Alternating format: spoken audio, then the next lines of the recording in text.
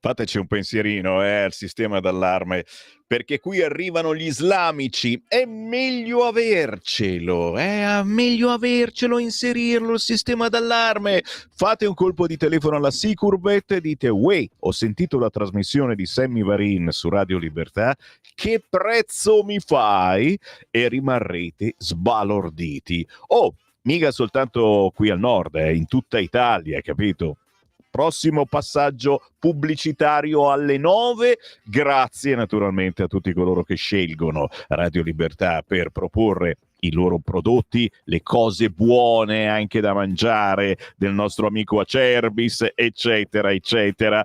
Buongiorno da Sammy Varin, buongiorno a Francesco, vivo anche quest'oggi, certamente, siamo felici di essere vivi con voi, c'è anche la luce a quest'ora, che bello, ma solo per pochi giorni. Sapete che nel weekend è l'ora legale, si porta avanti l'orologio, quindi per qualche settimana ci sveglieremo al buio, ma la giornata sarà molto più lunga. Il buongiorno si sente dal Varin, cari amici scrocconi, sì, vi sentite un po' scrocconi? Parassiti, si dice anche così. Oddio, parassiti mi fa un po' più male perché è Miglio che li chiamava parassiti, quelli del sud. È porco d'un cane se non aveva ragione, e nel senso che non è che siete parassiti, amici del sud, però si è vissuto per troppo tempo aspettando i soldi e adesso per fortuna insomma ci si è un po' tutti quanti svegliati.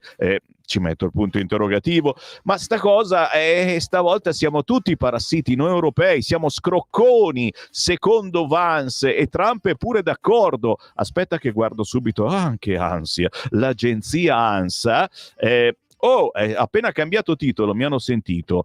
L'ammissione di Valls: ho sbagliato a inserire il giornalista nella chat.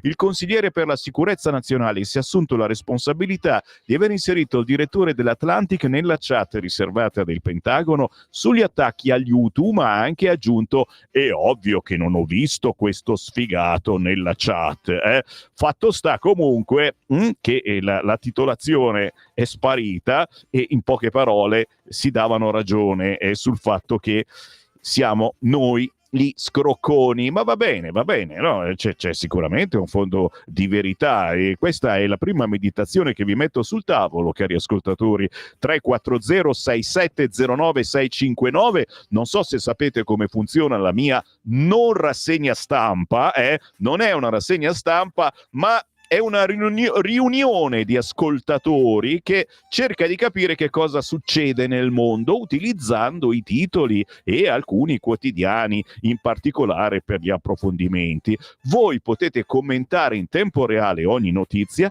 inviando un WhatsApp, anche audio, anche video se volete, al 340 6709 659. Poi più tardi abbiamo anche degli ospiti, parleremo di lupi, non Lupo dei lupi, ma i lupi quelli veri, alle 8:45 con l'onorevole Francesco Bruzzone, alle 9 il sottosegretario alla presidenza Alessandro Morelli, e poi via via altri interlocutori, voi compresi. Quindi mi raccomando, andate avanti, non avete mai smesso anche nella notte, sono arrivati i WhatsApp con le vostre meditazioni.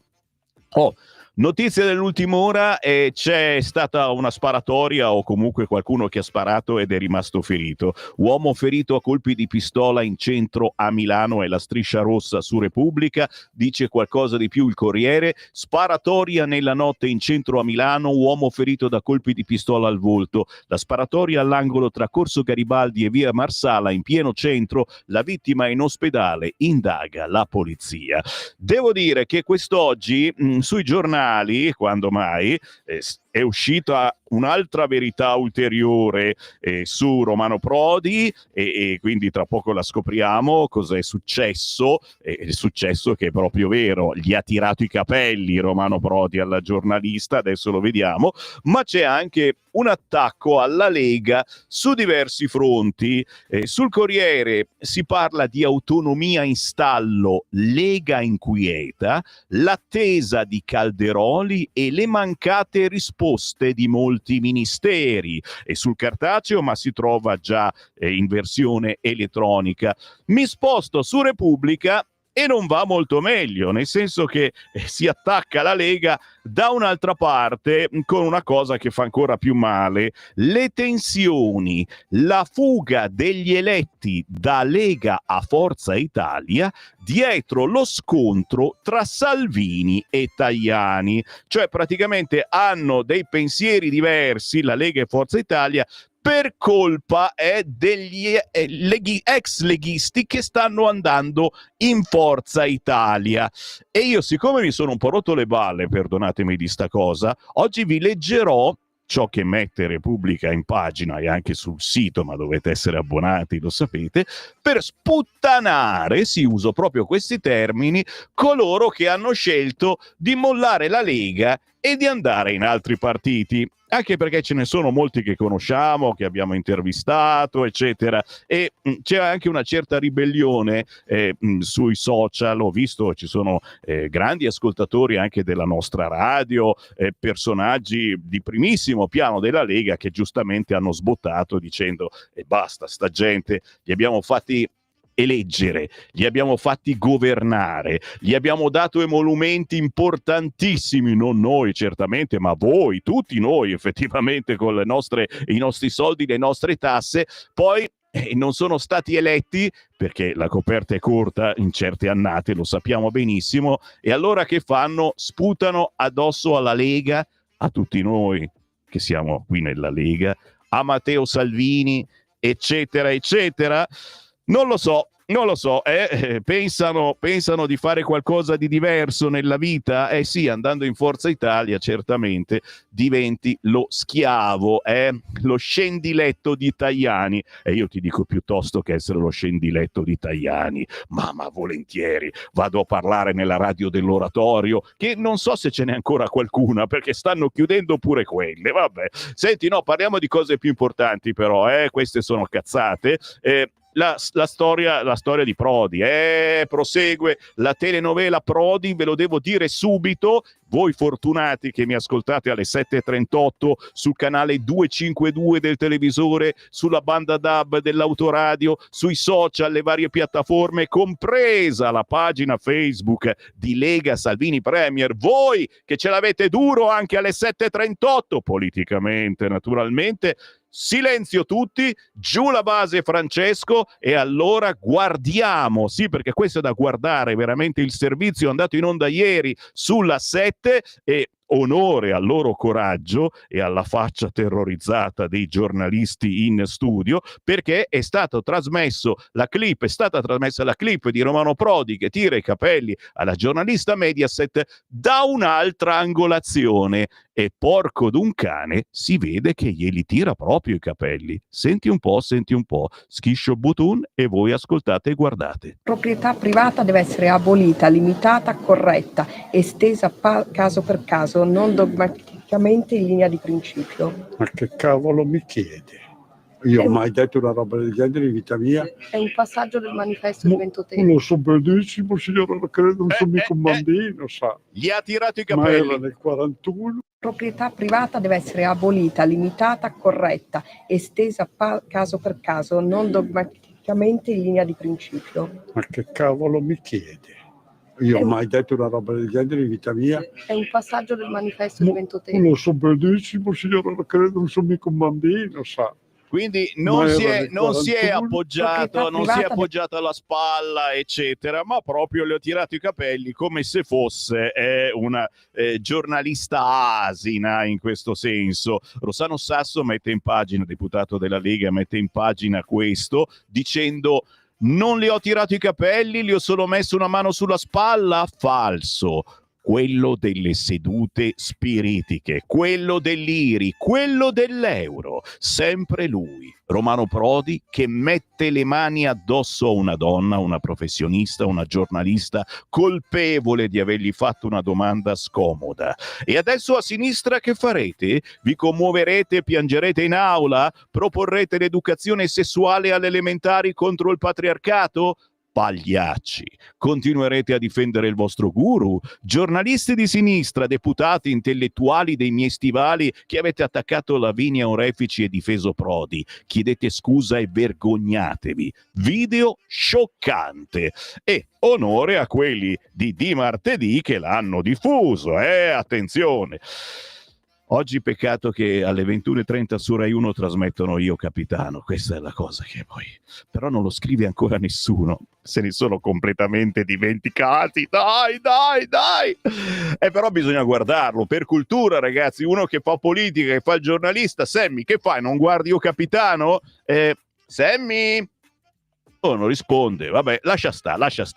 Inviate WhatsApp ragazzi, oggi piatto ricco micifico 340-6709-659, immediatamente volo sui quotidiani, ma il primo è il Secolo d'Italia oggi, perché il titolo principale è il Prodiarcato, ok? C'è la slide in mezzo, a sinistra Prodi, a destra Bertinotti. Egli e compagni muti su Prodi e Bertinotti, centrodestra all'attacco. Penso che basti questo titolo. No, ce ne sono altri molto carini. Vabbè, ma se li dico subito, poi dopo mi girate su Radio Popolare. Io vi conosco. No, non ve li dico, basta. Vado su Avvenire, così vi santifico tutti quanti. Avvenire titola quest'oggi Tregua via mare, una buona notizia, nel senso che già si fanno dei passi verso la tregua, e noi scrocconi europei, noi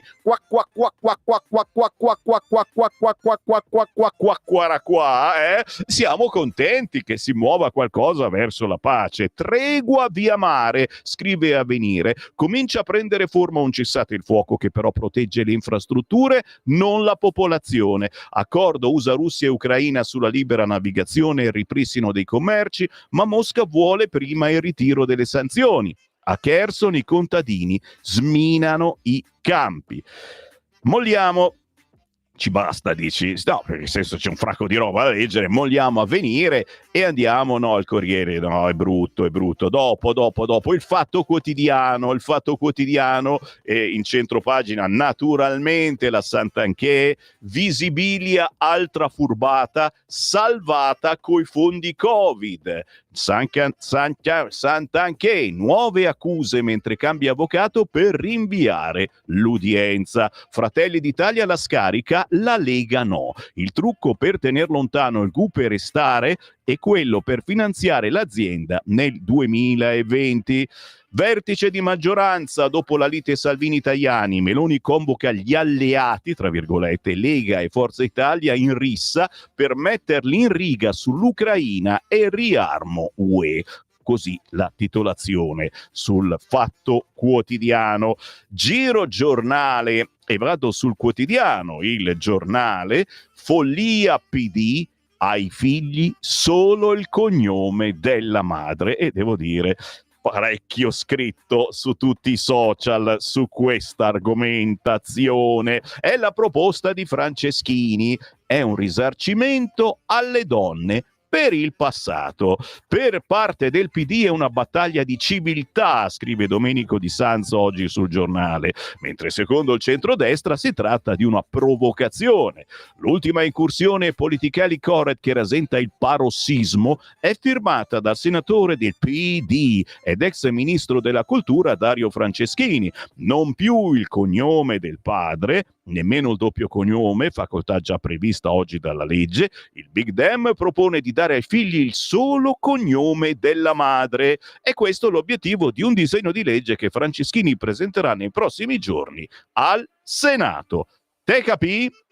Di spalla c'è Filippo Facci che ci ricorda una bella idea della slime. L'assessora islamica guiderà la scuola Dem, e solo il titolo mi fa venire i brividi. In centropagina attacco senza precedenti, Trump senza freni, europei parassiti. Dopo lo scandalo delle chat, Donald sta con Vance, Ucraina 5 punti per la tregua, armi, il piano di Parigi per escludere difendere l'Italia. Donald Trump quindi è d'accordo con Vance, ma avete visto già i titoli sono spariti stamattina. Europei parassiti lo sono stati per anni, ma non li biasimo Biden. Meno male. Allarme intanto sul piano di difesa UE è troppo sbilanciato sugli interessi tedeschi e francesi. Ma va! E intanto tra poco vi leggo anche cosa dovete mettere da parte, perché stanno uscendo le raccomandazioni qui in Europa. In caso di guerra bisogna fare la scorta di questo e di quell'altro. Cosa devo dirvi? Cosa devo dirvi? C'è Gaetano Quagliariello che agita la coperta di Ventotene di spalla, siamo qui ancora sul quotidiano Il Giornale, ma a me mi interessa Luigi Mascheroni, suo Giù la maschera, titolato questa mattina Viva il matriarcato.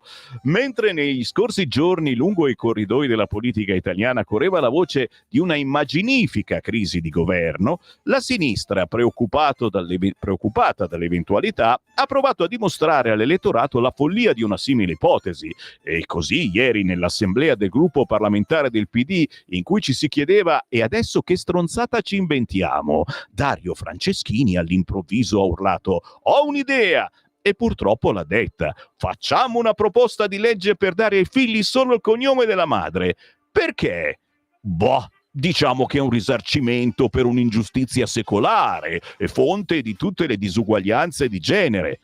L'hanno applaudito. E così la sinistra, con un tempismo esemplare e dimostrando ancora una volta di essere in perfetta sintonia coi problemi degli elettori, ha risolto in un pomeriggio millenni di patriarcato e favoritismi maschili. Del resto, lo stesso Franceschini, che ha il cognome del padre, un partigiano poi deputato DC, se avesse portato quello della madre, santa donna ma sconosciuta, difficilmente sarebbe arrivato dov'è. E a voler essere cattivi anche le sue figlie, che poi, ma scusa, il cognome della madre non è quello del nonno, cioè di un altro maschio, e i figli di due padri che cognome prenderebbero? Ma allora perché non quello della zia acquisita o uno a scelta?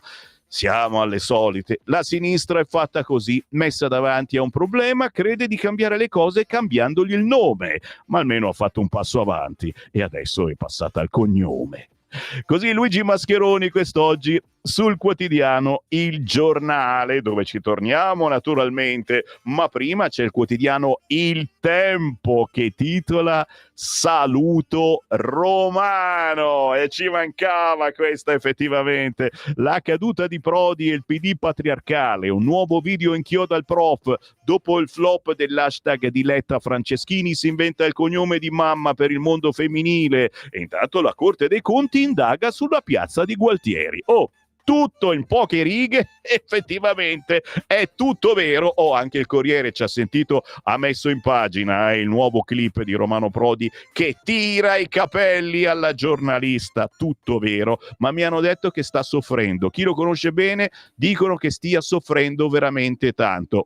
Speriamo che non compia atti gravi, mi raccomando Romano, su con la vita e magari chiedere semplicemente scusa, anche se ti dico a me sta roba delle scuse non mi piace. C'è molto di sinistra chiedere scusa, noi che non siamo di sinistra, io non ho mai detto di essere di destra, però ormai se non sei di sinistra sei di destra, noi che siamo di destra, va bene così, non ce ne frega niente delle scuse, semplicemente che dica ho detto una stronzata, basta, non dice parolacce, ho detto una corbelleria, va bene, sta bene, corbelleria ci sta anche a una persona non più giovane. Vabbè, in prima pagina quindi oggi Il Tempo divertentissimo, saluto Romano, ok? Mentre tira la ciocca di capelli, qui c'è ancora la clip vecchia, ma quella nuova proprio si vede che li fa zin zin, con una certa cattiveria. Quando si fa così c'è la cattiveria che salta fuori. Scherzo, ci mancherebbe, magari mi querela anche perché dico sta cosa. Il capitano in viaggio a Mosca, il capitano non è Matteo Salvini. Ti immagini se Salvini va a Mosca? Totti e la Russia. Vado da sportivo, ma se qualcuno me lo chiede posso rinunciare. Oh, ma perché? Tutti intervistano Totti e Pupo niente? C'è anche Pupo, guarda, sono tutti i cartelli pubblicitari, Pupo in giro per la Russia. Totti andrà a Mosca l'8 aprile per l'evento organizzato da un giornale che si occupa di sport e scommesse, a meno che non arrivi un no da parte di un organo competente. Chissà. L'ipotesi 2026, se ne parla anche oggi sul quotidiano Il Tempo. Regionali, scontro sul rinvio, Salvini difende Zaia, Gianni voto a ottobre. E si inizia a vociferare, insomma, che visto che siamo noi, il governo di centrodestra, che decide quando si potrebbe andare al voto, bada ben, vediamo che succede. Intanto giro, vado su Repubblica. Repubblica c'è la spiattella lì, la verità è Trump, europei parassiti. Ci sentiamo un po' tutti meridionali in questo momento, Vedi chi la fa l'aspetti, Cosa diceva Miglio? Cosa diceva Miglio dei meridionali? Mica tutti, quelli che vivono solo di sussidi, che aspettano il sussidio. Cari amici del sud, ora siamo tutti meridionali. Siamo meridionali, era quel titolo di album di Mimmo Cavallo, mi pare. Cavallo.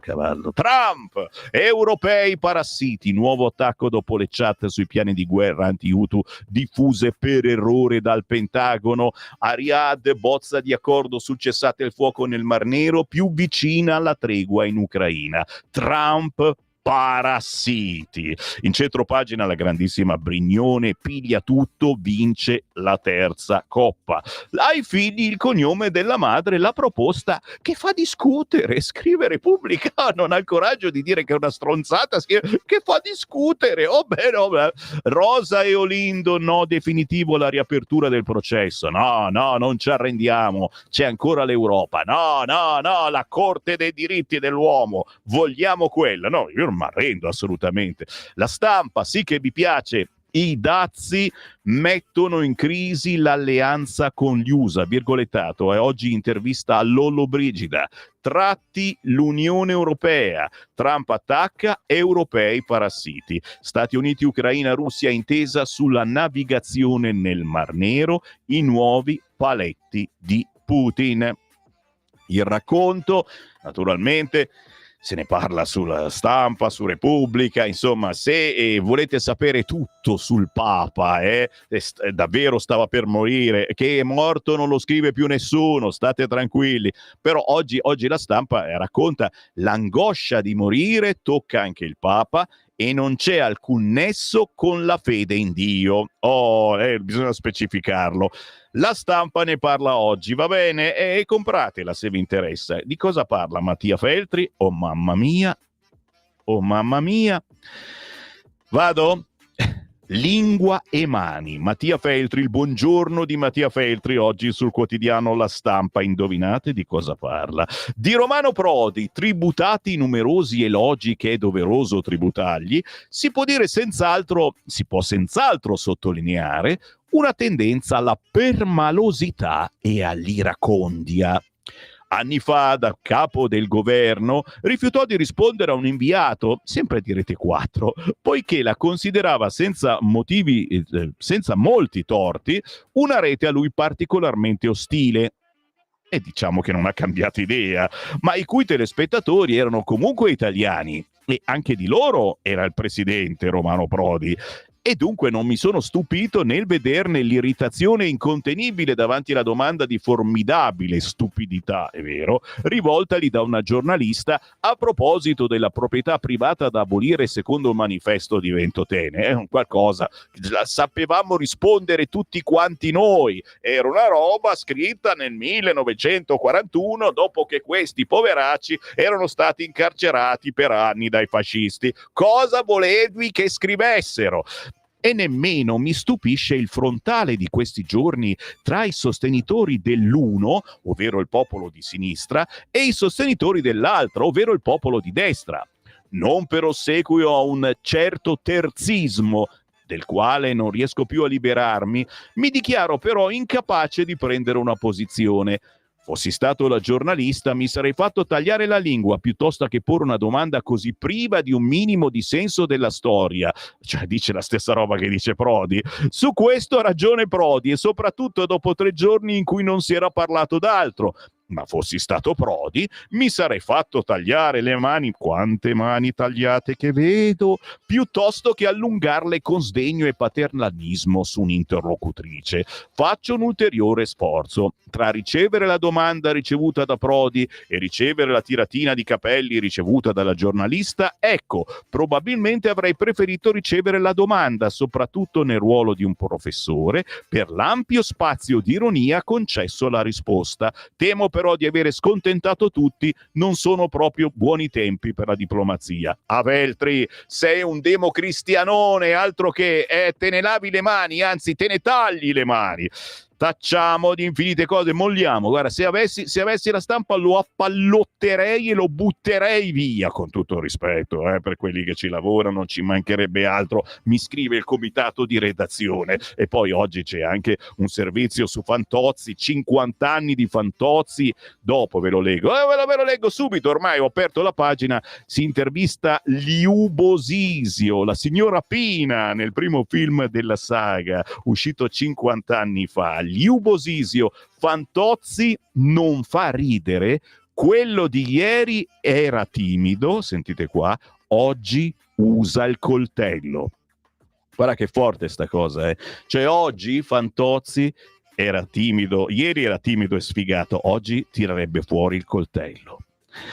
È vero, è vero. Quanti Fantozzi si ribellano, tirano fuori il coltello? Se qualcuno ti chiede il biglietto, e Fantozzi cosa avrà? Oh, mi scusi! E invece adesso ti tira fuori il coltello, ti accoltella.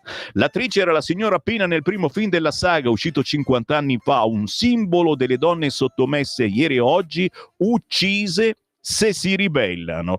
Così quest'oggi il quotidiano La Stampa, pagina 26, intervista Liu Bosisio, ricordando naturalmente il grandissimo Paolo Villaggio. Siamo sul quotidiano La Verità, mentre sto per essere inondato dai vostri WhatsApp al 340 6709 659, 5 minuti e ve li leggo. Alla faccia delle ostilità europee qualcosa si muove, scrive oggi La Verità, primo accordo di pace in Ucraina. Nei colloqui in corso a Riyadh, gli Stati Uniti sono riusciti a raggiungere un'intesa con Kiev e Mosca su 3 punti: tutela dagli attacchi delle infrastrutture energetiche di entrambi i paesi, sicurezza nella navigazione del Mar Nero e ripristino del patto sul grano. Ma l'Unione Europea continua a rullare i tamburi della propaganda bellica, sondaggi mirati e manuale. Manuale non vuol dire a mano, ma vuol dire il manuale di sopravvivenza, e tra poco ci arriviamo. Zampolli, i dazi come armi per il cessate il fuoco. L'abbiamo tutti pensato e lo pensiamo. Sono armi, nel senso che servono per far smettere di sparare, ma poi bisogna negoziare, come quando vai nel negozio in Egitto che ti fa un prezzo pazzesco e tu fai finta di andar via e lui ti rincorre e poi alla fine paghi la metà e ti regala pure qualcosa. Noi incurabili diciamo no al suicidio di Stato. Oggi la delicatissima questione del fine vita torna alla consulta. Hanno chiesto di intervenire pure alcuni malati gravi contrari alla dottrina Cappato. Intervista uno di loro: siamo su una china pericolosa. 85 primavere, mai un autunno. Mina, regina della canzone, resa divina dall'invisibilità. È vero, sta cosa. Far vedere solo la voce, la vedi, la senti e la vedi, perché poi la immagini. Sicuramente una battaglia vincente. L'ultimo titolo, ma adesso mi fermo certamente, quello di Libero. L'ex premier tira i capelli, Prodi ha mentito. Ecco la prova video. Le immagini sciocche del professore che alza la mano sulla cronista. Cosa diranno ora i compagni e il sindacato dei giornalisti? Di spalla Libero sul web, cambia vestito e resta Corsaro, cercatelo chiaramente. Piazza a Scrocco, in centropagina, aperta l'inchiesta. Europeisti a Roma coi soldi degli altri. Infine, i messaggi rubati, la chat andata in mano al giornalista. Europei parassiti? Scrive Giovanni Sallusti, il nostro direttore. Il primo a dirlo è stato Obama. Editoriale oggi del direttore di Radio Libertà sul quotidiano Libero. Già, già, già. Ci piace vincere facile, eppure pure non è stato Donald Trump a definire parassiti scrocconi. Per la prima volta gli europei ci aveva già pensato qualcun altro. Stai ascoltando Radio Libertà. la tua voce libera, senza filtri né censura. La tua radio.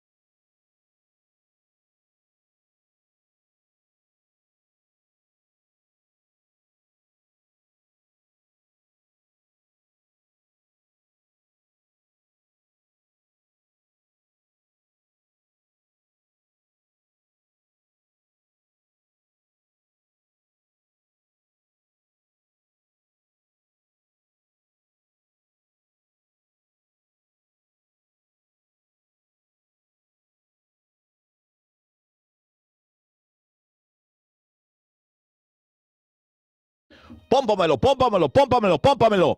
Dai, dai, dai, dai, dai. Ce la siamo fatta! Ce la siamo fatta! Prima alle 7.25 la cavalcata delle Valchirie, poi i Gattini, adesso addirittura 2001 Odissea nello spazio, la versione di Re di Bobbio di Also sprach Zarathustra, così parlò Zarathustra, opera 30, uno dei più noti poemi sinfonici di Strauss, scritto nel 1896, riarrangiato nel film 2001 Odissea nello spazio, ma prima ancora negli anni 70 da Diodato, mio padre ce l'aveva la cassetta di Diodato, e da molti artisti, Elvis Presley, Green Day per l'apertura dei concerti, insomma è roba utilizzata ancora adesso, in questo caso dal grandissimo pianista Re di Bobbio, che salutiamo. 5 minuti dopo le 8 del mattino, buongiorno da Sammy Varin. Devo salutare i camionisti, ho scoperto che ce ne sono molti che stanno preparatissimi sugli argomenti della rassegna stampa, poi vi interrogo, ma anche chi passeggia, sì, nel senso buono, cioè, no, perché c'è una passeggiata, la mattutina, c'è una bella alba, quest'oggi è ancora bel tempo, si alzano le temperature, aria di primavera, altro che napalm, ma per favore, e con le cuffiettine ascoltano Sammy Varinine, ma è fantastica sta cosa, grazie, inviate il vostro messaggio, fatevi una foto mentre passeggiate, 340 67 09 659. Buongiorno caro Sammy, i Gattini vanno benissimo, ci rappresentano punto la cavalcata delle Valchirie tedesche, no, troppo fasciste, come il suo autore Wagner che non amava l'Italia. Caro mio, caro Enzo, sono in molti che ci considerano scrocconi e qua, quindi siamo in buona compagnia, È preferibile una Sicurberetta, bella questa, Sicurberetta, il nuovo nostro sponsor che fa gli antifurti per case, ma anche tutti i video dei monitor, eccetera, telecamere, eccetera, si chiama Sicurbet. Sicurberetta, devo dire, non è male, no, va benissimo. Gian, fai un colpo di telefono alle 9, ci sarà il nuovo spot della Sicurbet, prendi nota il numero telefono, chiami, dici: oh, ti ho sentito nella trasmissione di Sammy Varin, quanto costa mettere un sistema d'allarme? Vedrete, rimarrete a bocca aperta, soprattutto perché l'avete capito ormai, stanno arrivando gli islamici, sono già tra di noi e ci fanno le pizze, ma non soltanto quello, ragazzi miei, si fanno pure le vostre figlie se va avanti così, e allora vendiamo cara la pelle, rendiamogli difficile almeno entrare a casa nostra. E chiaramente chiedo scusa a tutti quelli che professano la religione islamica, so benissimo che non sono tutti così, ci sono anche i rom, i sinti, i camminanti che non rubano, chiaramente. Siamo noi che a volte leggiamo, ci capita di leggere notizie che sono loro a fare queste cosacce. Sto leggendo i vostri messaggi, signori. Uno dice: ma sta sparando delle cazzate immonde oggi Sammy Varin? Sono i vostri messaggi. Questa è una rassegna stampa con ascoltatori, chiunque, siete fascisti, siete comunisti, non votate da 20 anni, inviatemi il vostro responso al 340 67 09 659 e io lo leggo, è così semplice. Ciao Sammy, non ti incazzare, ma chi sono questi che passano a Forza Italia? Dei poveri qua, qui, cioè uno che è della Lega. Mi domando, ma come possa andare tra le fila di un partito democristiano? Impensabile. Poi si sa che Repubblica fa apposta per almeno lo scontro e non parlare delle loro miserie. È vero, Dani? È vero. Però io tra poco vi leggo i nomi di chi è passato a Forza Italia, va bene? Ve lo leggo. Mi sono rotto le palle, ve li leggo. Lorenzo da Como, buongiorno Sammy, la proposta di Dario Franceschini di attribuire ai figli il cognome della madre, a parte il chiaro intento di non far parlare oltre di Prodi, che comunque ne stiamo parlando abbastanza, potrebbe avere un valido fondamento. Oh, ma voi dite che farà ancora il Presidente della Repubblica Prodi dopo tutte ste sputtanate? Per me sì. Il fatto che la madre è sempre certa, il padre non sempre. Illazioni. Buongiorno Sammy, chi non si trova bene nella Lega fa bene a cambiare casacca, ma le persone che odio sono quelle che spuntano nel piatto. sputano, ma giuro c'è scritto spuntano qua, nel piatto in cui hanno mangiato, vero Mario? Ma si fa sempre così, cioè passi dall'altra parte e poi sputi. E purtroppo è una cosa ma è umana, probabilmente una roba boh. Sammy, ma stavolta possiamo dire noi, appendiamo la mortadella in piazzale Loreto. Ironicamente, Gianluca, fai lo spiritoso, ti mandano i gendarmi a casa, quelli tedeschi. Buongiorno, riguardo a solo il cognome della madre per figli. Allora, in caso di divorzio, il padre non deve dare nessun mantenimento alla madre e ai figli. Bella, bella lì. Abbiamo perso Franceschini nell'ideologia woke, chissà cosa alberga nella testa bacata di quel poveretto. Marco, a Mosca preferiscono un cogliottero come Totti piuttosto che Macron. No, ma ci sta assolutamente. Poi insomma, se adesso ci va Totti, ci va Pupo, poi adesso ci ritornerà Salvini, e cioè non gli volete impedire a Salvini che, ma scusami, ma sto scherzando, dai, siamo sempre all'indice, noi siamo qua. Romano Prodi, come molti altri, dovrebbe essere in galera per alto tradimento. Non pretendiamo così tanto, Marco, si scherza. Romano Prodi è dappertutto oggi, è solo sui giornali che non sono di sinistra. Invece di gossip, fa informazione. Invece dell'angoscia del morire, il Papa dovrebbe semplicemente confessarsi e riparare i danni fatti. Mamma mia, come siete... Buongiorno Sammy, vado un attimo fuori tema. Quale tema? Oggi c'è un casino, no?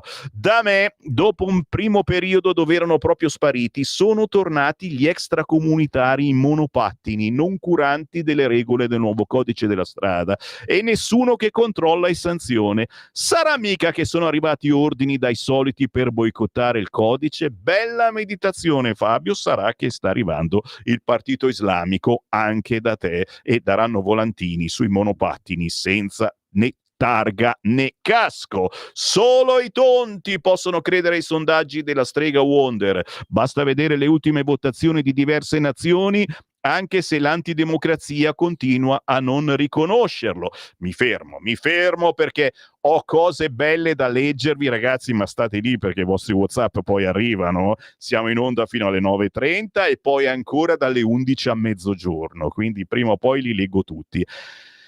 Libero, taglio alto, l'ideona di Franceschini, cancellare i papà per legge.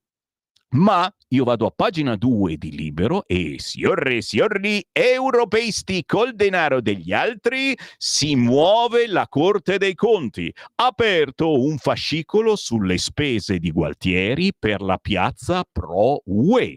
I magistrati indagano sull'evento VIP progressista organizzato nella capitale con i soldi del comune, quindi dei romani. L'opposizione torna all'attacco. Se è tutto in regola, perché non parla? E intanto piovono altri denunce oggi sul quotidiano Libero, e naturalmente c'è la sfilza di voci che riguardano le spese di quella manifestazione. Palco Torre Pedana Transenne, Big Gruppo Elettrogeno, 9 gazebo, Plinti e Zavorra, Telefondale, cartellonistica, 12 estintori, 20 tavoli, 40 sedie, Ducarelli elevatori, impianto audio, regia televisiva, impianto elettrico, certificazioni varie, organizzazione generale, assistente, runner, facchinaggio, personale specializzato, relazione tecnica, cestini per la produzione, bancali d'acqua, parcheggio, allaccio ACEA, personale di sicurezza, 4 ambulanze, vigilanza urbana, 18 vigili chimici, redazione piano Safti, 750 pass, biglietti del treno Milano-Roma per Claudio Bisio, Pegad Moscire, Pur Walter Porro, Quartetto Indaco, Hotel Orazio Palace per Claudio Bisio, Villa Mercede Frascati per Walter Porro, servizi vari, diritti SIAE, sì, sono tanti soldi, guarda, il totale con IVA sono 349.952,15 euro. Ma ancora più grave e pericoloso il piano contro le emergenze, signori. A pagina 6 di Libero, l'Unione Europea vede già la guerra, virgolettato, fate scorte d'acqua e cibo. La Commissione invita le famiglie europee a prepararsi per possibili conflitti ed emergenze chimiche. Borchia della Lega, basta con questo clima di terrore. Ed eccole qua quindi le scorte per le prime 72 ore. Che siamo deficienti, però insomma secondo l'Europa lo siamo, acqua, cibo, batterie e farmaci, va bene? Queste le scorte per le prime 72 ore, d'accordo? Fabio Rubini, contro i pericoli di invasione militare o di calamità naturale, le famiglie europee dovranno fare scorta di acqua, farmaci, batterie e cibo per resistere durante le prime 72 ore della crisi. Dopo si muore, ce lo diceva anche Draghi, no? E non è uno scherzo, o almeno rischia di non esserlo, perché quello sopra non è la sceneggiatura di un nuovo disaster movie hollywoodiano, bensì le prime indiscrezioni sulla bozza della strategia di preparazione dell'Unione Europea che dovrebbe essere presentato oggi a Bruxelles proprio dalla Commissione Europea. Capite? Cioè qui pensiamo tutti quanti alla pace e l'Unione Europea si prepara alla guerra. Oggi se c'è Morelli alle 9 gli chiediamo anche questo, però la buona notizia, c'è solo un riquadro sul Libero e molto spesso sugli altri quotidiani non se ne parla neanche. Ieri scesi i primi atleti, una scommessa vinta da Zaia e Salvini, se ne parla a pagina 6 di Libero, collaudo a Cortina per il bob dei giochi. Poco più di un anno fa, a fine febbraio 2024, del nuovo sliding center di Cortina per le Olimpiadi 2026 non esisteva neanche un centimetro. 13 mesi dopo, la pista da bob Eugenio Monti è una realtà. 1730 metri di toboga ghiacciato, 16 curve, pendenze riammodernate, un dislivello di 110 metri, accelerazione 140 orari, che ora aspetta solo l'ok definitivo del CIO. Questa è la dimostrazione che la forza di volontà, la determinazione porta al risultato, ha spiegato Luca Zaia. Siamo riusciti a completare l'impianto per consentire le discese in 300 giorni. Non è stato un miracolo, ma l'esito di un lavoro programmato, ha commentato Salvini, commissario di governo per le opere olimpiche. Da ieri a sabato l'impianto sarà sottoposto alla preomologazione. La prossima settimana sarà la volta dei test della nazionale italiana di bob. I primi atleti scesi hanno parlato di una pista bella, tecnica e velocissima. Cortina, nonostante i gufi oggi non parlano, tutti zitti sugli altri giornali, ma vedi un po'. Siamo su Libero, ci restiamo, niente revisione del processo, Rosa e Olindo restano all'ergastolo. Nessuno come la nostra radio ha seguito questa evoluzione, no, questa involuzione, perché è andata sempre peggio, no, e adesso non rimane che la Corte Europea. Ieri la Cassazione ha confermato la sentenza d'appello, non ci sono elementi sufficienti per rimettere in discussione il verdetto.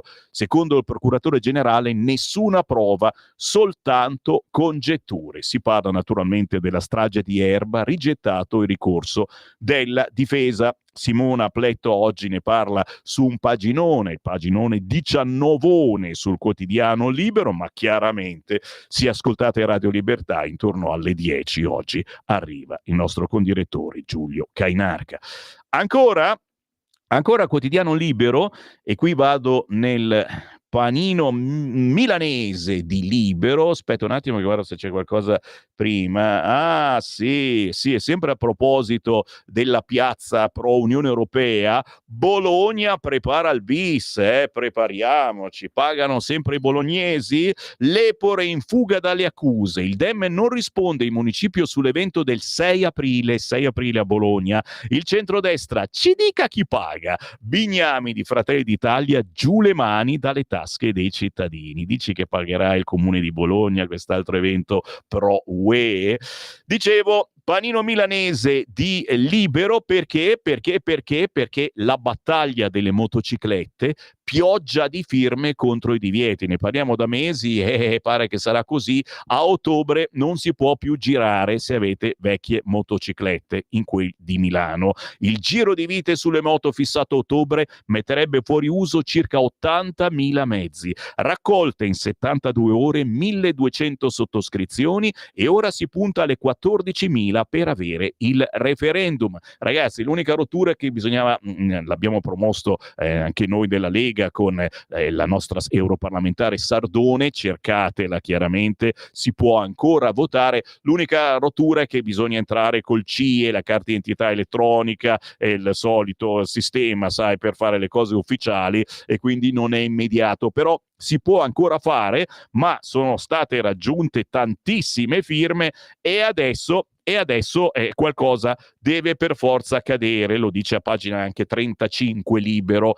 In 72 ore 1.200 sottoscrizioni, ora si attende l'ok per le 15.000 che servono per il referendum. Basta divieti inutili, dice Fratelli d'Italia. Per firmare bisogna andare sull'indirizzo partecipazione.comune.milano.it/referendums. Comunque andate sul sito del Comune di Milano e ci danno anche questa possibilità di firmare affinché le vecchie moto, le Euro 0, Euro 1, Euro 2 e poi più avanti anche Euro 3 non potrebbero più circolare a Milano. Roba da far venire un colpo a chi chiaramente utilizza la moto perché muoversi a Milano altrimenti è un casino della miseria e non hai soldi per comprarne una nuova. E che cavolo, ragazzi miei. Stanno arrivando una pioggia di WhatsApp, a quanto pare ho molti ascoltatori motociclisti al 340-6709-659. Tra poco chiaramente ci tuffiamo anche sui WhatsApp. Kiev, primi passi per la tregua, e la titolazione principale del quotidiano Il Corriere. Santanchè cambia avvocato e l'udienza salta. Gli errori del medico sulla liposuzione, c'è stata una condanna precedente di quel medico, la sala operatoria fai da te, il terribile precedente che aveva portato una condanna, il medico che ha operato Simonetta, morta dopo la liposuzione.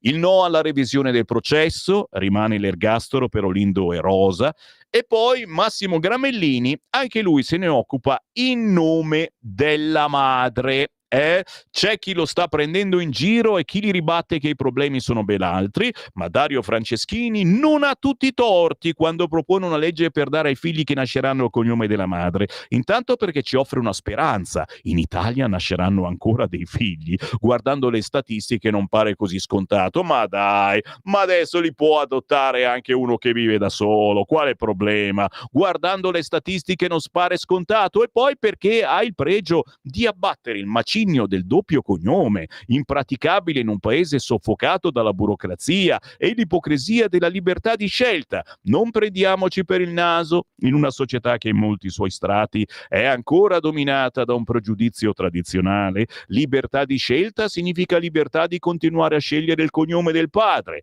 A volte certe situazioni vanno un po' forzate. Oddio, sto cominciando a parlare come il manifesto di Ventotene. Si tratterebbe di uno shock in grado di contribuire concretamente a riequilibrare dei generi, perché andrebbe a toccare una corda identitaria, dunque profondissima. Il punto debole della proposta, ne converrà anche Franceschini, è che venendo da un uomo sembra profilarsi come l'ennesima concessione.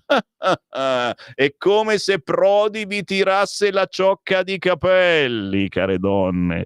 Altra cosa sarebbe se a presentarla in un disegno di legge congiunto fossero le deputate Giorgia Paratore, Già Meloni, Elli Viviani, Già Schlein, ma temo che nemmeno il matriarcato riuscirebbe a compiere il miracolo di metterle d'accordo, per cui potrebbe rendersi necessario un intervento di un mediatore maschio, Dario Gardini, già Franceschini, e più o meno è la stessa salsa di quello del Giornale. Il cognome è importante, il cognome, come le parole sono importanti, è vero? Fammi andare all'interno del Corriere, ragazzi, pagina 5. la strategia UE per crisi militari e climatiche. CQ, pronto. Ecco, non c'è scritto nella lista, tirate fuori dalla cantina il vostro vecchio baracchino, perché chiaramente la prima roba che non funzionerà più in caso di guerra è internet. Tirate fuori il vecchio baracchino, gli cambiate le pile, ok, intanto magari nel frattempo parlate con qualche camionista, loro ce l'hanno ancora. Il punto di partenza è la relazione dell'ottobre scorso dell'ex presidente finlandese Nisto su come rafforzare la preparazione e la prontezza civile e militare dell'Europa. Oggi la Commissione europea presenta la strategia di preparazione e gestione delle crisi, concentrandosi sulle misure civili. Già, la EU Predessen Union Strategy prevede 30 azioni chiave per affrontare le emergenze che vanno dal rischio di un conflitto, i timori dei paesi che confinano con la Russia sono molto elevati, alle catastrofi ambientali, dagli attacchi informatici alle pandemie. La commissaria UE per la gestione delle crisi, la BIB, ha spiegato in una intervista che sosterremo gli Stati membri nel mettere insieme quella che chiamiamo una borsa della resilienza. E tu ce l'hai la borsa della resilienza? Ce l'ho qui, in modo che tutti i cittadini siano pronti a resistere, a essere strategicamente autonomi per almeno 72 ore. Poi, come vi dicevo, la morte. Un kit di sopravvivenza che dovrà contenere una decina di prodotti ritenuti essenziali, tra cui, attenzione, è una lista particolareggiata: acqua, medicinali, una torcia, documenti di identità, fiammiferi, cibo. Ma esistono ancora i fiammiferi? Un'altra proposta è quella di creare una giornata nazionale di preparazione. Vai, prove tecniche di trasmissione, tutti vestiti con, certo, la mimetica. Vai, prontezza operativa come militare, figata, la faccio. Io vado già in giro normalmente vestito con la mimetica. Basta, scusate, ho il vomito, posso fermarmi? E lo so, voi siete a casa, potete vomitare in un sacchettino, andate in bagno. Io se vomito qui faccio un casino, davvero. Posso girare pagina? Sono sempre sul Corriere, vi prometto che non esco da qui perché il Corriere a pagina 12 parla dell'Europa e delle spese per la piazza pro Europa. La Corte dei Conti apre il fascicolo, al vaglio anche il ruolo del sindaco Gualtieri e Gasparri lo denuncia in procura. Ok? È interessante. E poi naturalmente solo un piccolo riquadro, ci vuole la lente, ragazzi. Il caso Prodi e i capelli della giornalista, un nuovo video da Floris sulla 7. Qua si vede proprio Prodi che gli tira i capelli. Din fa così. Un nuovo video riapre il caso della polemica tra l'ex premier Romano Prodi e la giornalista di Quarta Repubblica Lavinia Orefici. In una sequenza presa da un'altra angolatura e trasmessa, devo dire coraggiosamente, nella trasmissione di martedì condotta da Giovanni Floris, che aveva un'aria terrorizzata durante la trasmissione, in onda ieri sera sulla 7, si vede che Prodi afferra i capelli del giornalista, coraggiosamente anche sul sito del Corriere, tra le prime notizie, signori. E adesso? E adesso cosa diranno i nostri amici sinistrorsi? Intanto, primo attacco alla Lega, quest'oggi, pagina 13 del Corriere. L'autonomia in stallo. Lega inquieta le mancate risposte di molti ministeri, scrive Cesare Zapperi. Calderoli attende i pareri dei colleghi di Fratelli d'Italia e Forza Italia. Tutto un altro mondo, tutta un'altra efficienza, la sfida dell'autonomia, e il titolo è suggestivo, e ve lo sto anche ricordando in questi giorni, ma dà l'idea di qualcosa che c'è già. E invece non c'è, scrive il Corriere. Almeno non ancora, e chissà per quanto tempo si dovrà aspettare. Sabato, alla Fiera di Padova, va in scena il terzo e ultimo appuntamento organizzato in vista del Congresso federale della Lega, che si tiene dopo 8 anni, e la terra veneta non è mai stata scelta per caso, visto il tema prescelto, ma a dispetto delle intenzioni e delle volontà, ancora una volta gli oratori, dai governatori Luca Zaia, Massimiliano Fedriga, Attilio Fontana, al segretario Matteo Salvini, saranno costretti a tenere discorsi declinando i verbi al futuro. Perché la legge approvata ormai 9 mesi fa e finita nel mirino dei rilievi della Corte Costituzionale a novembre, a oggi vive una fase di stallo, cioè è ferma o se si muove lo fa a una velocità impercettibile. Su entrambi i fronti in cui era stata spacchettata le 9 materie che non necessitano della definizione dei cosiddetti livelli essenziali delle prestazioni e le altre 14 che invece dei LEP non possono fare a meno. Le 4 regioni di centrodestra, Veneto, Lombardia, Piemonte e Liguria, che hanno accelerato puntando sulle prime 9 per rendere il loro cammino più facile, avevano deciso di partire dalla protezione civile. Sembrava scontato che in materia di emergenza fosse facile cedere le funzioni all'ente regionale e invece il ministro competente Nello Musumeci si è messo di traverso e il confronto si è arenato con grande scorno dei governatori leghisti, Zaia in particolare, che vede passare infruttuosamente gli anni da quel referendum del 2017 che vide il Veneto votare in modo bulgaro per l'autonomia. Lo stallo sulle materie più semplici è nulla rispetto a quel che si verifica sull'altro fronte. Qui bisogna fare i conti con il rilievo della Corte Costituzionale e con la melina che stanno conducendo molti ministeri. Nell'intervista al Corriere di ieri il capogruppo alla Camera della Lega Molinari è stato sibillino: siamo in attesa dei decreti sull'EP, non vorremmo che ci fossero frenate nei ministeri. Non era una voce del Sen sfuggita, tutt'altro. Il ministro agli affari regionali e l'autonomia Calderoli pare abbia pronto da tempo il testo di una legge delega che fissa i principi per costituire i livelli essenziali delle prestazioni. Senza entrare nel dettaglio tecnico, per dare l'ok all'attribuzione delle funzioni, non materia dettato la consulta, servono i pareri dei singoli ministeri competenti e qui è quel che risulta, c'è l'intoppo. Solo il Ministero delle Infrastrutture guidato da Salvini e quello dell'economia, che fa capo a Giorgetti, avrebbero fatto la loro parte. Gli altri non pervenuti. In casa leghista si avverte forte odore di bruciato. Il sospetto è che gli alleati di Fratelli d'Italia e Forza Italia non siano molto collaborativi, è ricorrente nelle chat interne. E del resto, il leader azzurro Tajani ha detto più volte apertamente che è contrario alla cessione di alcune competenze, come quella sul commercio estero, per esempio, per non parlare dell'altrettanto dichiarata ostilità alla riforma complessiva del governatore della Calabria Occhiuto, figura di un certo peso in Forza Italia. Di sicuro gli scontri e le polemiche di queste settimane tra leghisti e azzurri non rendono il clima disteso e non favoriscono la collaborazione. L'autonomia per la Lega è una bandiera, per gli alleati resta un prezzo da pagare e la differenza, per quanto lo si neghi, continua a pesare.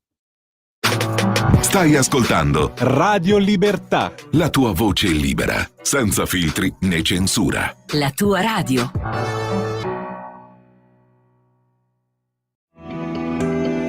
il meteo.it presenta le previsioni del giorno. Un ciclone con pioggia e vento è sulle regioni del sud e si dirige verso il Medio Adriatico. Nella mattinata di oggi avremo infatti un ulteriore aumento dell'instabilità, specie al meridione, con piogge, rovesci e temporali anche forti. Dal pomeriggio i fenomeni saranno in estensione anche alle regioni centrali e lungo la fascia appenninica settentrionale. Ancora maltempo al sud con piogge battenti. Temperature in forte calo dove piovoso. Venti in rinforzo nelle zone di maltempo. Per ora è tutto da ilmeteo.it, dove il fa la differenza. Per tutti i dettagli consultate la nostra app. Una buona giornata da Alessandra Tropiano.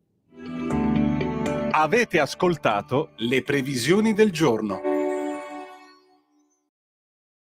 Lo amiamo perché ci offre sempre le cose più buone e naturali. Linea Alberto Acerbis. Eccoli qua i miei amici di Radio Libertà, buongiorno, la primavera alle porte, si sente il profumo, si comincia adesso a sentire il profumo. Saluto la regia, saluto i giornalisti, Cainarca, saluto i lucisti, insomma, buongiorno a tutti. Allora, devo togliermi questa mattina, qualche volta succede, un paio di sassolini. Allora, un paio di sassolini ce l'ho qua adesso e togliamoci questi sassolini. L'olio Acerbis, lo conoscete, c'è chi lo acquista da 25 anni, costa 84 euro. Quest'anno è 2 anni che costa 84 euro, 6 bottiglie da 1 litro, il trasporto non lo pagate. Volete l'analisi chimica dell'olio, ce le chiedete, ve le mandiamo. Le analisi chimico-fisiche, quelle vere, ve le mandiamo. così le fate vedere all'esperto vicino di casa, c'è sempre un esperto che dice, e ve ne mandiamo 84 euro, 6 bottiglie da 1 litro. Un olio oggi in qualunque supermercato che vedete lì, sono lì, no? Super offerta, prendi 3 paghi 7, insomma costa intorno ai 12 euro, 11,50 euro, 12 euro. Ma se facciamo anche 11 euro, il nostro costa 14 euro, 3 euro di differenza. Tra il nostro olio Acerbis, che conoscete, è un olio che va bene, 3 euro di differenza. Voi consumate di media, una famiglia consuma 6 bottiglie in 2 mesi di olio, 2 mesi. Quindi sono 18 euro 2 mesi. E voi, perché voi siete molto attenti, e qualcuno per 18 euro di olio extravergine di oliva, che è il principe indiscusso della tavola, che fa la differenza, che insomma è un prodotto importante, ancora più del vino per certi versi in tavola, per 18 euro? Io trovo ancora quelli che mi dicono però Acerbis, io l'ho trovato a meno, al supermercato a 11, allora tutti questi anni non sono serviti a niente. Vuoi l'olio Acerbis? Ti fai un'esperienza, prendi uno spaghettino del 5, del 5 chiaramente italiano, lo fai un pochettino al dente, un giro di olio Acerbis, un po' di formaggio, annusa, mangia e fai una delizia. 84 euro, 6 bottiglie da 1 litro, il trasporto non lo pagate. Io non ne ho quasi più, prenotatelo l'imbottigliamento per aprile, 030 68 40 408, oppure olioacerbis.com, perché l'olio Bu, come diceva il mio nonno, è sempre a regalo. Vi voglio bene, ciao. Stai ascoltando Radio Libertà, la tua voce libera, senza filtri né censure, la tua radio.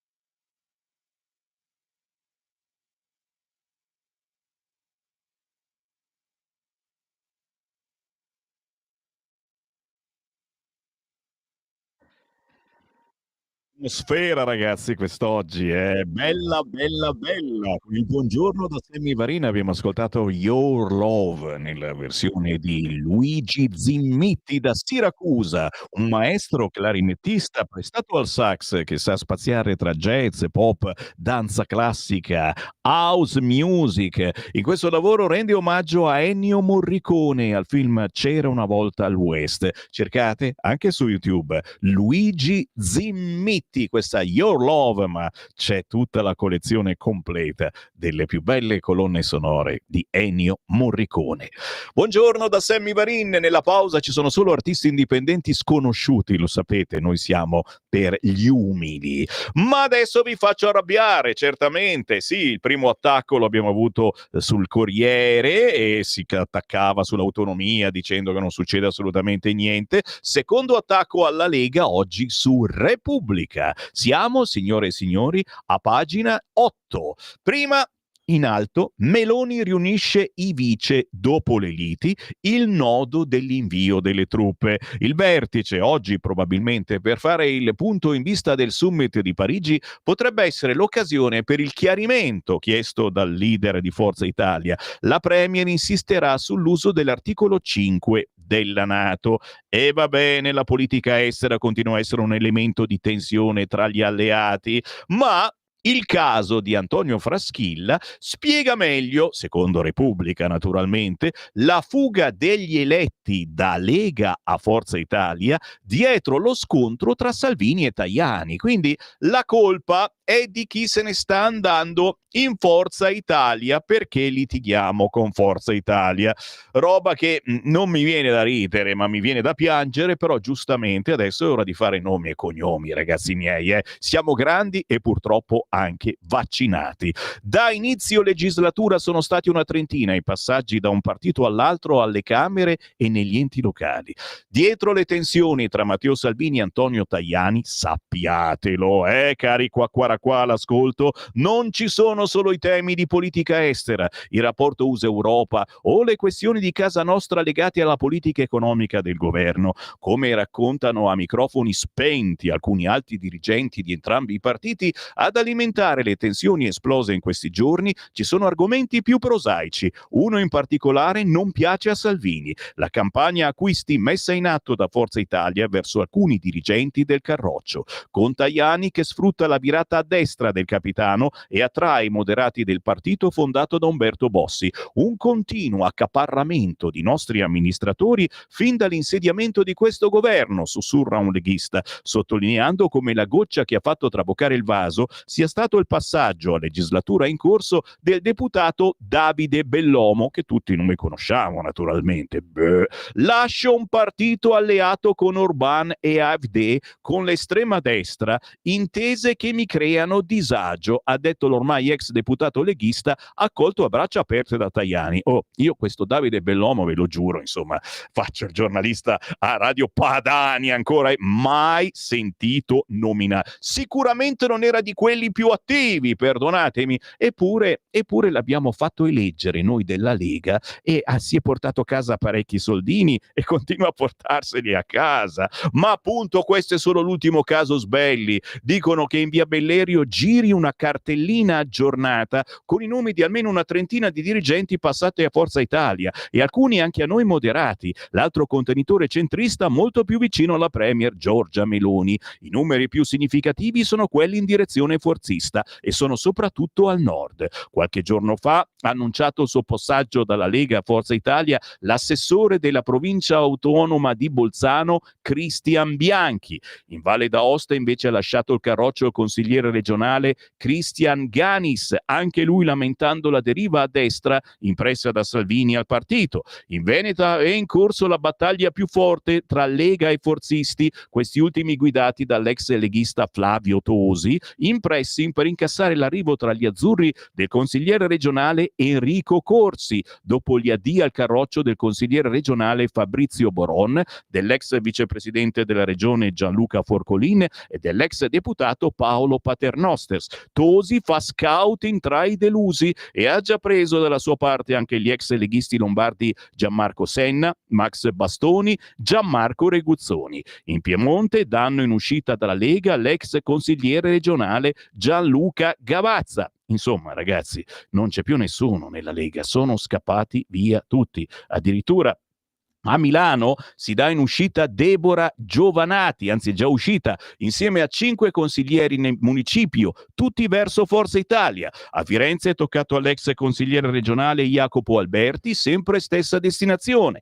Anche nelle Marche c'è stata una vera fuga della Lega verso gli azzurri, con tanto di benedizione e di Tajani. Hanno lasciato il partito di Salvini i consiglieri regionali Mirko Bilò e Giovanni Dall'Asta e la consigliera Lindita Elezi. In Umbria il consigliere regionale Stefano Pastorelli ha salutato i colleghi leghisti per iscriversi al gruppo di Forza Italia, questa volta con la benedizione del deputato nazionale azzurro Raffaele Nebi. La scorsa estate nel Lazio aveva fatto rumore l'addio al carroccio di Giuseppe Cangemi, vicepresidente del Consiglio regionale, anche lui in direzione Berlusconi. Poche settimane prima aveva lasciato la Lega per andare in Forza Italia anche il consigliere regionale Angelo Tripodi, e poi via via prosegue assolutamente l'articolo. Un bell'attaccone alla Lega, a voi leghisti, che continuate a essere leghisti, a quelli che hanno mollato lo spadone per andare a parlare. Certo, avete capito bene, con quelli di Forza Italia si parla di guerra, si parla di dare la cittadinanza italiana agli immigrati, si parla di cose che sono l'esatto contrario di quello che la Lega ha portato avanti fino adesso. Naturalmente siete voi che dovete darmi un parere facendo un WhatsApp al 340 67 09 659. Qui Parlamento. Ma andiamo via nella buona politica, certamente quella che la Lega porta avanti a livello nazionale e molte volte si porta anche avanti in attesa che l'Europa prenda decisioni. Fatemi salutare il deputato della Lega Francesco Bruzzone. Buongiorno. Buongiorno a tutti. Ah, meno male che qui si lavora, perché ragazzi oggi è uno stillicidio sui quotidiani, ma per favore, ci hanno dato prima dei qua, adesso degli scrocconi, dei parassiti, manco fosse resuscitato Miglio. Parliamo di cose serie e per fortuna qualcosa si muove, perché tu, Francesco Bruzzone, sei primo firmatario dell'emendamento Lupo, che è praticamente, e con il via libera della Camera, questo lupo passa da specie particolarmente protetta a specie semplicemente protetta. Praticamente facciamo un passino avanti in attesa che l'Europa approvi la direttiva su questa materia e il nostro adeguamento quindi dopo sarà automatico. Ma naturalmente ti chiedo di riassumere, Francesco, che cos'è successo. Perché adesso il lupo deve diventare da specie particolarmente protetta a specie protetta? Bruzzone. Bene, grazie della domanda, la chiariamo subito questa cosa, perché qui nessuno vuole fare il carnefice dei lupi. La classificazione di animale, può essere un uccello, sia un mammifero o altro, particolarmente protetta, è prevista a livello europeo da una convenzione, che è la Convenzione di Berna, e poi dalla stessa direttiva Habitat, quindi sono due atti europei. Il particolarmente protetto sta a significare e inerisce a delle specie che sono in via di estinzione, quando ce ne sono poche, quindi la classificazione è particolarmente protetti, poi ci sono i protetti e poi ci sono quelli normalmente prelevabili con l'attività venatoria, con l'attività di controllo. Allora, il particolarmente protetto serve per le specie in via di estinzione. Fino a un po' di anni fa il lupo era una specie che ce n'erano pochi, non se ne vedevano, e quindi giustamente era un particolarmente protetto. Dopodiché, con quello che è avvenuto a livello europeo, a livello nazionale nostro, insomma, questa è l'espansione fortissima di questo animale, che è un animale selvatico, un carnivoro, quindi un animale selvatico come lo è il cinghiale, che non è prettamente carnivoro, è onnivoro, però i danni li fanno lo stesso. Questo animale è aumentato, quindi il motivo per cui debba essere particolarmente protetto è venuto a mancare, non è più particolarmente protetto perché ce ne sono tanti, e quindi è avviato un percorso a livello di modifica della Convenzione di Berna, che si è concluso ed è stato classificato protetto. Adesso dovrà esserci la modifica della direttiva Habitat, il percorso è già avviato per renderlo protetto, quindi farlo scendere di categoria, e l'Italia, partendo proprio da questa importantissima legge di Roberto Calderoli, la legge sulla montagna, al cui interno ha un articolo, l'articolo 12, che parla proprio della presenza del lupo, perché dà un impatto comunque in qualche modo a livello di montagna e di aree montuose. Sull'articolo 12 è passato un emendamento di cui sono primo firmatario in Commissione Bilancio, dove si dice appena l'Europa modificherà la direttiva Habitat, da noi in Italia è già automaticamente protetto. Cioè l'Italia dice: io mi impegno già da adesso ad applicare subito la direttiva Habitat, niente di scandaloso, la direttiva Habitat non appena verrà declassificato il lupo. Questo è il significato dell'emendamento, è andato in commissione, verrà poi in aula chiaramente tutta la legge, inclusa questa parte qui, in aula alla Camera e poi tornerà per l'ultimo passaggio al Senato. Senti, un'ultima cosa sui lupi, perché ridendo e scherzando uno dice: ma il lupo, un animale così bello, è forse più orgoglioso, non fa male a nessuno, lo sappiamo benissimo, non attacca l'uomo, lo rifugia assolutamente. Però puntini, lo abbiamo cominciato a vedere in molte città.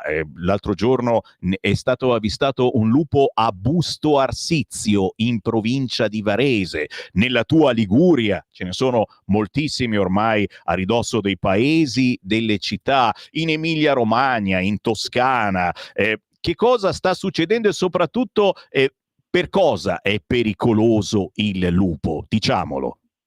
Guarda, io sono responsabile del Dipartimento della gestione della fauna selvatica della Lega e parto da un presupposto, da un principio.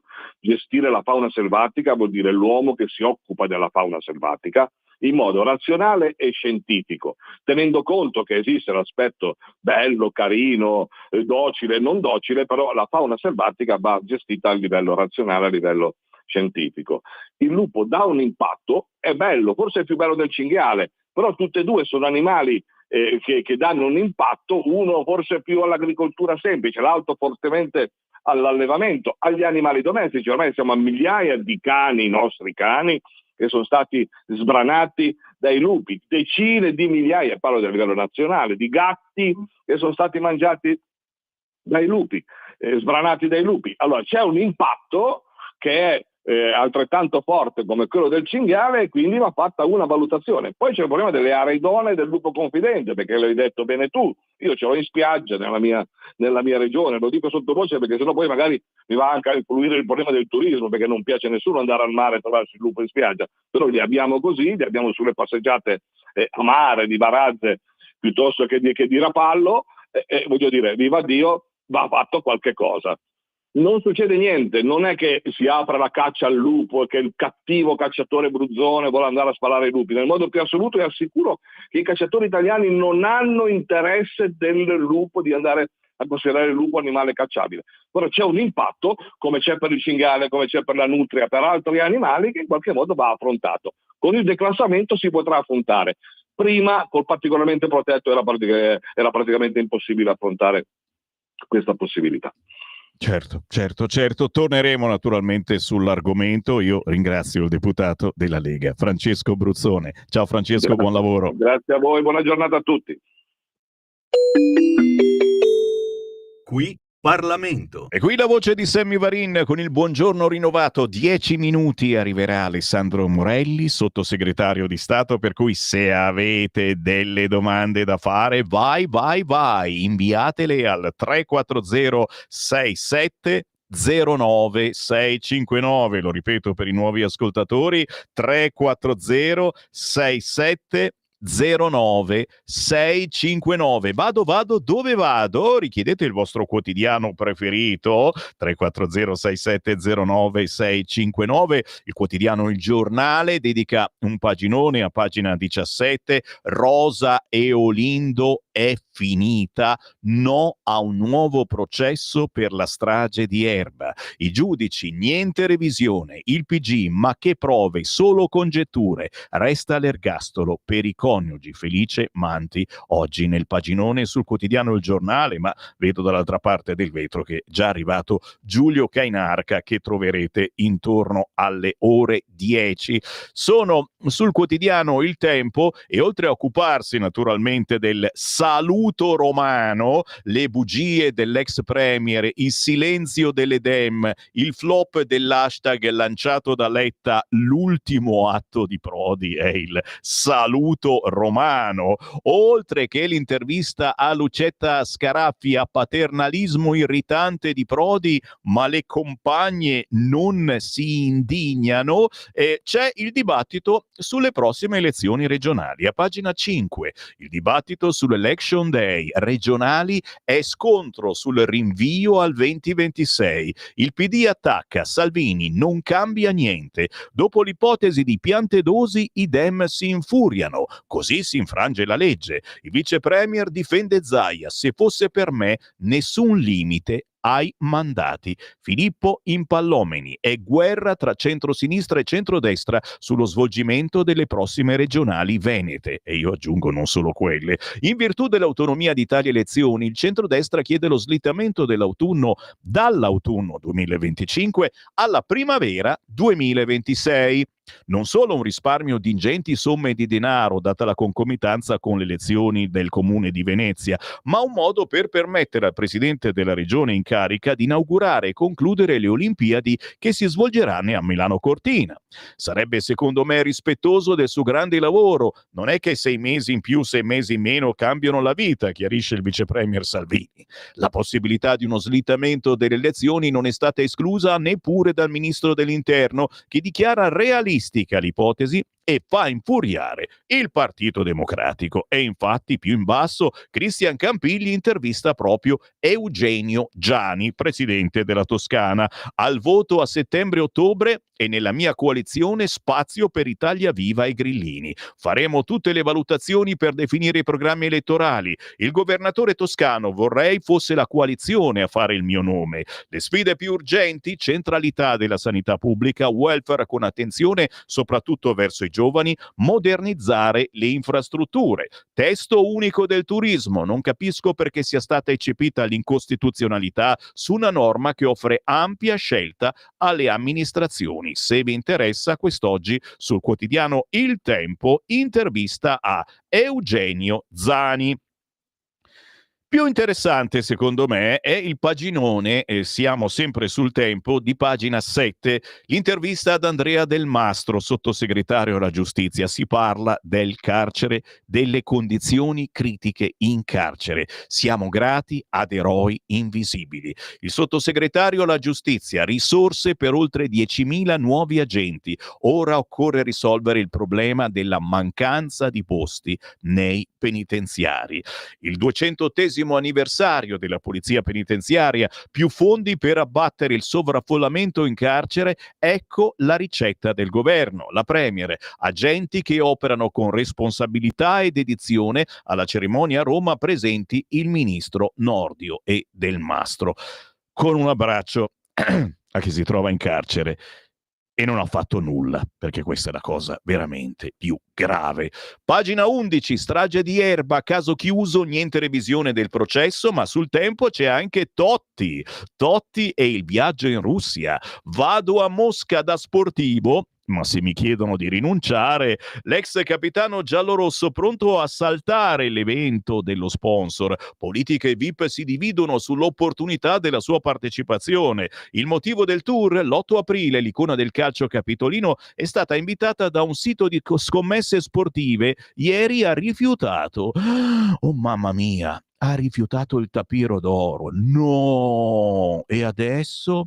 Giro pagina, giro quotidiano, certamente siamo sul quotidiano La Repubblica, che abbiamo già detto se la prende con la Lega, raccontando la fuga degli eletti da Lega e Forza Italia, ma anche qui pagina 20, un paginone su Rosa e Olindo, ultimo atto. La Cassazione dice no alla revisione del processo. La Suprema Corte respinge l'istanza della coppia condannata per la strage di Erba. Valutiamo se ricorrere alla Corte Europea dei diritti dell'uomo. Giro pagina, giro quotidiano, La Stampa si occupa di Germania riarmata. Pagina 8, la minaccia russa e la ritirata di Trump inducono il cancelliere Merz a spingere sul bilancio militare, ma malgrado decenni di pacifismo e disimpegno, il pregiudizio verso i tedeschi è ancora vivo. Il punto di partenza sono caserme cadenti, mezzi scarsi, obsoleti e soldati poco preparati. 500 i miliardi di euro di spese militari extra che Merz programma nei prossimi 12 anni. Paginone sulla Stampa sulla Germania riarmata. Giro ancora pagina su Kiev, arriva un vertice a 2 senza Salvini, riunione tra Meloni e Tajani collegato prima del summit di Parigi, escluso il leghista, racconta la Stampa. Il Carroccio minimizza incontro squisitamente tecnico. E ancora certamente Erba caso chiuso, scrive oggi il quotidiano La Stampa con Gianluigi Nuzzi a pagina 17.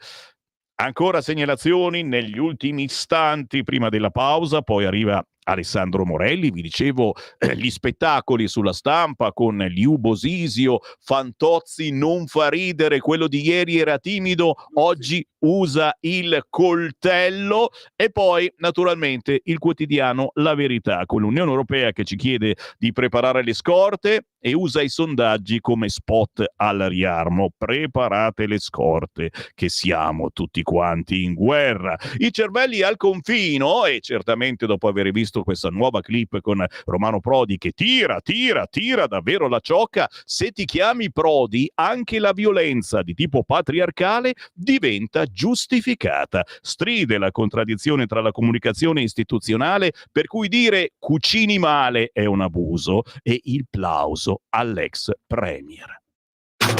Stai ascoltando Radio Libertà. la tua voce libera, senza filtri né censura. La tua radio. Ladri in casa o in azienda? Prima è meglio che dopo. Oggi la soluzione si chiama Dialogos e passo subito la parola e do il benvenuto alla ditta Sicurbet, tecnologie per la sicurezza. Un saluto a te e a tutti gli ascoltatori. Vi prego di prendere carta e penna perché vi do subito il numero di telefono che potete chiamare per proteggere voi e la vostra casa 24 ore su 24.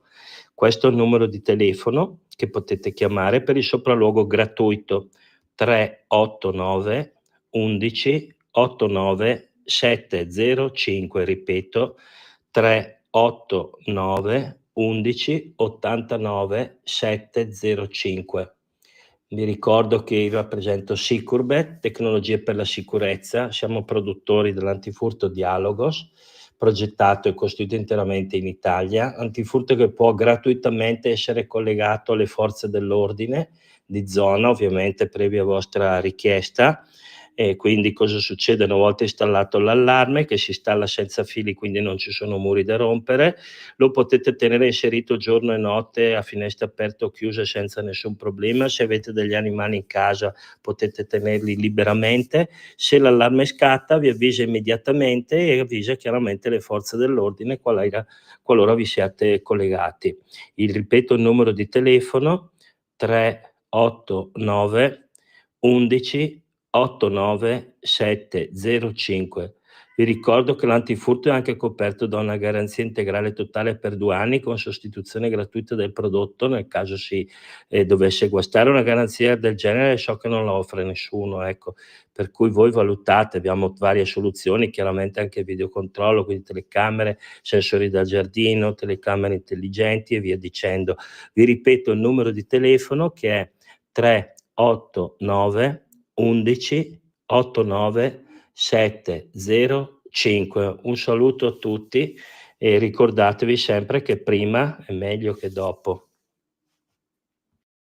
Ladri in casa? Installa Dialogos 389 11 89 705. Dialogos è l'antifurto senza fili che ti permette di stare in casa con l'allarme inserito, anche ai tuoi amici animali. Chiama il numero 389 11 89 705. Antifurto Dialogos e sei protetto 24 ore su 24. 389 11 89 705. Sicurbet. Prima è meglio che dopo. Per la tua pubblicità visita il sito radiolibertà.net. Ciao a tutti gli ascoltatori di Radio Libertà e un particolare saluto al mio amico Sammy Varin. Sono Luca Minnelli. Oggi so che sarà trasmessa la mia nuova canzone La Via della Seta, un brano delle Orme rivisitato e prodotto dal mio grande produttore Stefano Panizzo. Buon ascolto.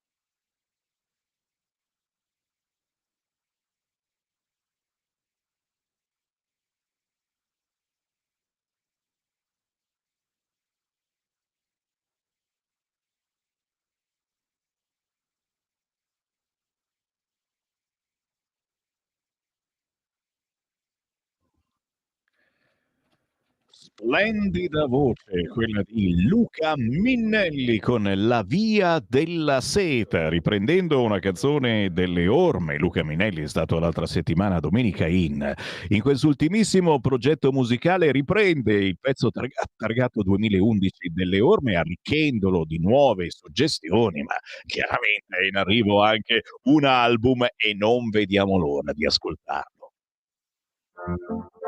Va ora in onda L'Italia da fare, il punto sulla politica economica con Alessandro Morelli.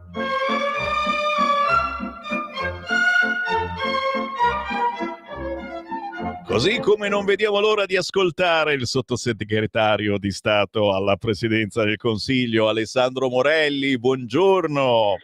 Buongiorno a te Sammy e a tutti gli ascoltatori. Salve, salve, salve. Ho aperto il quotidiano Libero, pagina 6, perché in questa pagina, devo dire, si condensano le suggestioni che dobbiamo tenere presente quest'oggi. Allora c'è, Alessandro, a pagina 6 di Libero, un riquadretto piccolo con scritto collaudo a Cortina per il bob dei giochi. Ieri scesi i primi atleti, una scommessa vinta da Zaia e Salvini, e quindi si parla chiaramente dei giochi di Cortina, Milano-Cortina 2026. Le buone notizie proseguono, ma la notizia principale sul Libero, a cui vogliamo bene, ci mancherebbe, è un'altra. L'Unione Europea vede già la guerra. Virgolettato, fate scorte d'acqua e cibo. Proprio oggi uscirà il piano contro le emergenze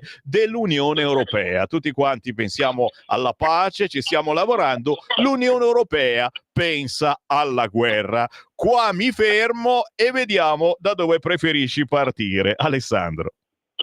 Beh, per priorità chiaramente parliamo di guerra e quindi dobbiamo capire quale Unione Europea, perché tu ti riferisci giustamente a quel Moloch rappresentato che ha come punti di diamante Ursula von der Leyen, ma dobbiamo ricordare che Ursula von der Leyen è sostenuta da alcuni partiti. Non è che questa sia cascata da Marte. Se non ci fosse stata una maggioranza, peraltro anche vincente in Parlamento europeo, Ursula von der Leyen con tutti i suoi armi e bagagli, armi nel vero senso della parola, sarebbe tornata a casa. Quindi il Partito Popolare Europeo, di cui fa parte Forza Italia, ce lo dobbiamo sempre ricordare, e il Partito Socialista Europeo, di cui fa parte il PD, oltre chiaramente a tutti gli altri partiti della sinistra, hanno votato la von der Leyen in questo giro. Nello scorso giro, lo dobbiamo sommessamente ricordare, prima tra tutti a noi stessi, c'era pure in questa bella compagine di governo europeo pure il Movimento 5 Stelle. Dunque, se l'Europa va in quella direzione, una responsabilità politica c'è. L'auspicio è che sui fronti del Green Deal, di tutte queste baggianate ideologiche, Forza Italia continua a tenere la barra dritta, esattamente come sta facendo il Partito Popolare Europeo, coerentemente con le posizioni della Lega oramai da tanti anni in Europarlamento. Sul fronte della guerra però qualcuno ha sostenuto queste tesi, qualcuno ancora le sta sostenendo e quindi ci auguriamo che il buon senso prevalga anche da questo punto di vista. Parliamo delle Olimpiadi, puoi solo immaginare, caro Sammy e tutti gli ascoltatori, quale sia stato il mio orgoglio nel vedere i primi atleti scendere da questa pista di bob che non è ancora completata, mancano diciamo le coperture definitive, ma il passaggio principale, cioè la ghiacciatura, è avvenuta in maniera perfetta e ieri appunto i primi atleti sono scesi. Potete vedere sui siti internet e ci sono state anche varie testate giornalistiche televisive che hanno riportato le immagini di questi atleti. Chiaramente l'orgoglio, il mio orgoglio personale, perché come sai Sammy, io ci sono stato al minuto 1 quando ancora sulla pista di bob c'erano delle polemiche feroci, non bastavano i soldi, non avremmo mai fatto in tempo. C'erano state proposte, idee di trasferire la gara di bob delle Olimpiadi invernali Milano-Cortina addirittura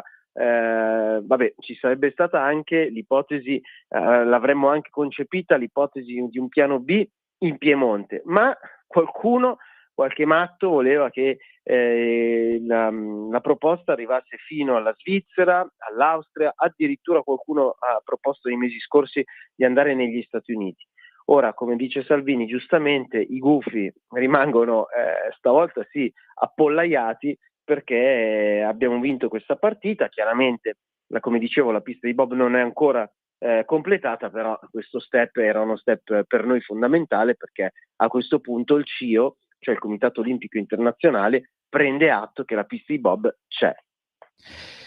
Anche se la notizia, da uno che ha fatto rassegna stampa questa mattina, non c'è su molti giornaloni, non compare. Diciamo che da questo punto di vista, dal punto di vista giornalistico, è chiaro che io, avendoci messo il cuore su questa partita, avendo avuto successo nello svolgimento, perché poi noi dobbiamo considerare quest'opera un'opera fondamentale per le Olimpiadi, quindi secondo me si è perso un po' anche il valore del risultato, perché se noi mai non si riuscisse, ma se noi se gli operatori non riuscissero a completare uno svincolo, vabbè, ce ne faremmo una ragione, ma alle Olimpiadi potremmo comunque andarci, cioè a Livigno, Bormio e Cortina la raggiungeremmo comunque. Se non ci fosse una infrastruttura sportiva legata a una prova olimpica, non ci sarebbero le Olimpiadi.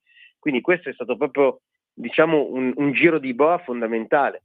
Il successivo riguarderà l'impianto sportivo di Milano, sul quale il Comune di Milano ha fatto una scelta dal nostro punto di vista assolutamente opinabile e contrastata, ma è una scelta che spettava all'amministrazione comunale di sinistra, cioè lasciare tutto ai privati.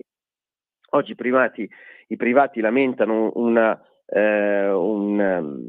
la difficoltà economica della mancanza di una cinquantina di milioni per finire l'opera. Purtroppo lo Stato non può metterci soldi, perché il PD ha scelto di dare tutto in mano ai privati. Questo significherebbe un sostegno al privato, un aiuto di Stato che ha tutto un percorso europeo molto lungo. Speriamo comunque di poter trovare una soluzione anche da questo punto di vista. Restiamo a Milano. Ha fatto molto scalpore sui social l'immagine degli islamici che celebrano l'Iftar con il patrocinio del Comune di Milano. Il Consolato del Qatar ha organizzato l'evento, d'altronde loro si sono comprati i grattacieli di Porta Nuova, e che fai? Gli dici di no? Però ha fatto molta impressione questo volemos tutti bene con gli islamici proprio davanti alla stazione centrale, questa tavolata. E adesso ti vado anche a trovare il muezzin che canta. Molta impressione. Parallelamente ti posso mettere sul tavolo il Salva Milano, che fine ha fatto, perché il PD alla fine ha mollato lì quegli sfigati che non avevano così tanti soldi per comprarsi tutta Porta Nuova, però magari speravano in un appartamentino un po' carino a Milano, e sono rimasti lì con il cerino in mano. Parallelamente ancora, facciamo le cose fatte bene, e dobbiamo anche dire che tra poco si vota a Pordenone e a Monfalcone, dove è arrivato il partito islamico. Abbiamo sentito dire da un rappresentante di Suzzara, qui siamo in provincia di Mantova, che le donne sono culturalmente pigre, ha detto un consigliere comunale di sinistra. Cioè, questi di sinistra li allevano, è una specie di vivaio, no? Per questi rappresentanti islamici, e poi loro si fanno il partito. A Monfalcone davvero rischiamo che questo partito islamico possa vincere? Non facciamo scherzi. Cosa sta succedendo, Alessandro Morelli? Sta succedendo quello che la Lega, diciamo, prevedeva oramai da tantissimo tempo. Ti ricordi, persino Umberto Bossi ce lo diceva durante i suoi comizi, quindi figuriamoci quanto la Lega non sia stata pronta a reagire a quella che fu un percorso tracciato fino dagli anni '80. Perdonatemi, ma sarò molto franco. Cosa ci potevamo aspettare in città come Milano, ma in tutto il nord oramai, dove oltre il 15%, a volte persino il 20, il 22% in alcuni quartieri della popolazione è straniera, e di questa in questo ambito si sono creati i veri e propri ghetti, quindi in alcuni quartieri alcune comunità diventano l'assoluta maggioranza. Non ci potevamo aspettare altro. Mi perdonerai veramente la franchezza, Sammy, è chiaro che da un leghista non ci si aspetta altro che una dura condanna rispetto a quello che ha fatto il Comune di Milano, ma giro un attimo il punto d'osservazione. Io mi chiedo dove sia in questo momento la Chiesa, cioè se a questa, diciamo, non in contrapposizione, attenzione, ma se a seguito di questa iniziativa, che dal punto di vista normativo è persino legittima, sicuramente opinabile dal punto di vista politico, ma normativo è legittima, se ci fosse una stessa iniziativa che non riempie la stazione centrale di Milano, ma per chi conosce Milano, la piazza della stazione, via Vittor Pisani, arriva fino a via Turati, quindi per chi non conosce Milano sto parlando di una manifestazione pacifica di qualche chilometro, fatto per esempio durante la nostra Santa Pasqua, quello sarebbe assolutamente un gesto che sarebbe ben visto, ben voluto. Ecco, Quindi, faccio vedere in questo momento proprio la locandina che hai messo sui tuoi social. Non è Marrakech, ma la Milano del PD. Sentite un po' sul cursore. أشهد أن لا إله إلا الله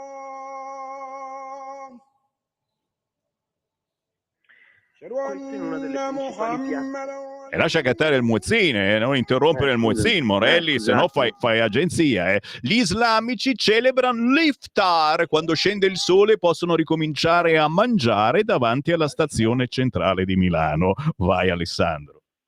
Sono milioni, e cosa pensiamo? Che gli islamici non facciano lobby? Una lobby che è assolutamente, ribadisco, chiaramente non auspicabile, ma comprensibile, quando la Lega, dove governa, sta cercando di limitare, quantomeno di regolarizzare al più possibile attraverso delle norme, attraverso norme comunali con i PGT, norme nazionali, la realizzazione di luoghi di culto che siano regolari, e che invece purtroppo ancora non sono pochissimi, e che purtroppo ancora, perché queste comunità non si vogliono, dimostrano di non volersi integrare nelle nostre città.